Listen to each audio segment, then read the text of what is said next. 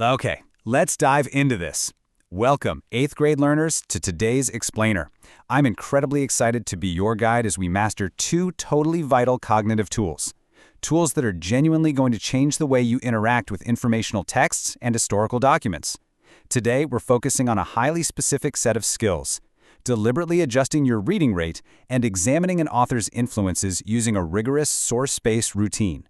We're going to become highly strategic readers and, honestly, sharp historical detectives. Let's get right into it. So, here's our quick roadmap for today. We'll kick things off by figuring out how to adjust our reading rate, and then we'll move into examining author influences. After that, we'll model these skills together with a practice passage, do a quick knowledge check to see where we're at, and finally wrap things up with a recap and a prompt to set you up for your own independent work. Section 1. Adjusting your reading rate. Taking control of your pacing. You know, as an 8th grade strategic reader, you are entirely in the driver's seat. There's actually this super common myth out there that good readers always read fast, as if speed just automatically equals skill. But in reality, proficient readers deliberately adjust their rate. They literally slow down for dense passages and speed up only when the text supports it.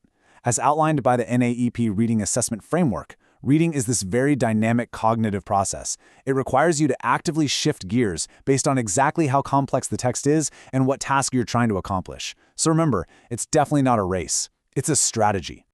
So, the crucial point is, how do we actually do this? Well, it requires deliberate action. Step 1. Slow down for dense or unfamiliar passages. When the ideas start getting complicated, you need to pump the brakes. Step 2. Pause to annotate evidence. When you spot key details or evidence that back up a main idea, literally stop and mark it. And step 3, speed up only when your purpose and the text support it. Like, for example, when you're just reading familiar connecting words or scanning for a really specific term. You are continuously shifting gears as you read. Section 2. Examining author influences, the Library of Congress routine. Okay, now it's time to put on our historical detective hats. We're going to figure out exactly what influenced the creator of a primary source. To pull this off, we use a rigorous routine derived straight from the Library of Congress primary source analysis method. When you're examining an informational text or historical artifact, you need to identify these 7 specific elements: the author, the audience, the date, the place, the source type, the purpose, and the visible word choices. By systematically identifying these 7 things, you build a really comprehensive picture of what influenced the author's message. But here is where we absolutely must be careful. There is a stark, critical difference between verified context and inference and response. So verified context refers to the hard facts proven directly from the text itself. Things like the printed date, the stated place, or the very specific word choices the author visibly used. Inference and response, on the other hand, well, those are your guesses about the meaning, or your own personal feelings about the text. The Library of Congress method demands that we clearly separate the two. Do not mix up the hard facts you can actually point to on the page with your own emotional responses or historical guesses. Section 3. Created practice passage, putting our tools to work. All right, it is time for the we do phase of our explainer. Let's apply our new tools to this created practice passage, which is derived directly from Library of Congress educational materials about informational text. I'll read it aloud for us. Personal narratives, for example, are informational texts that offer an individual's own recollections. Because such narratives provide students with accounts of events through the lens of different individuals, they humanize history and offer students the opportunity to identify and analyze multiple perspectives. So let's take a look at exactly how a strategic reader applies our first tool to that passage. I'm going to narrate exactly what my brain is doing here. First, I slow down when I hit the phrase informational texts. That's a pretty dense concept, and I need to make absolutely sure I understand what category of reading we are talking about. Then I pause to annotate the phrase, lens of different individuals. That's crucial evidence of how personal narratives function, so I make sure to mark it. Finally, I speed up when I'm scanning those familiar connecting words in the sentence. Why? Because I simply don't need to spend deep cognitive energy on words like because, such, or for example. And this brilliantly illustrates our second tool, examining author influences using verified context. Notice how we aren't just guessing here. We are pulling facts straight from the text itself.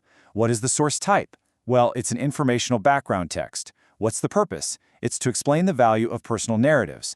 And what are the visible word choices? The author specifically chose the phrases humanize history and multiple perspectives. We have successfully extracted the verified context, and we did it without resorting to unproven inferences. Section 4. Knowledge check. Test your skills. Now, I'm handing the reins over to you for a moment. I want you to really think about this and answer it in your head before I reveal the solution. What should a proficient reader do deliberately when encountering a dense or highly complex informational passage? Take a second to think about it. Okay, got your answer? Here it is. Slow down and pause to annotate evidence. The reasoning behind this is that proficient readers deliberately adjust their rate to match the text's complexity, rather than just always reading quickly. Remember what we said earlier? Deliberate pacing is the true mark of a strong reader. Speed does not equal skill. Let's try one more. Here is your second self-check question.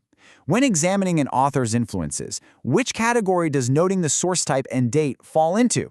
Think back to that Library of Congress sourcing framework we just went over. And the answer is verified context. The reasoning here is super clear. Source type and date are factual elements that can be definitively proven directly from the document itself.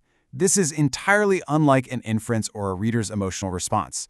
We must always separate our proven facts from our feelings and guesses when we're analyzing historical texts. Section 5. Recap and transfer prompt. Your next steps. Let's see how this all comes together.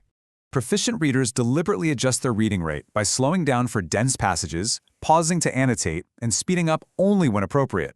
You can examine an author's influences by identifying the author, audience, date, place, source type, purpose, and visible word choices. This source-based routine requires you to clearly separate verified context from your own inferences or responses. Now apply this exact routine to an authorized copy of A Tribute to Martin Luther King Jr. to uncover the author's influences and reading demands. What historical truths will you uncover when you finally separate the proven facts from your own assumptions?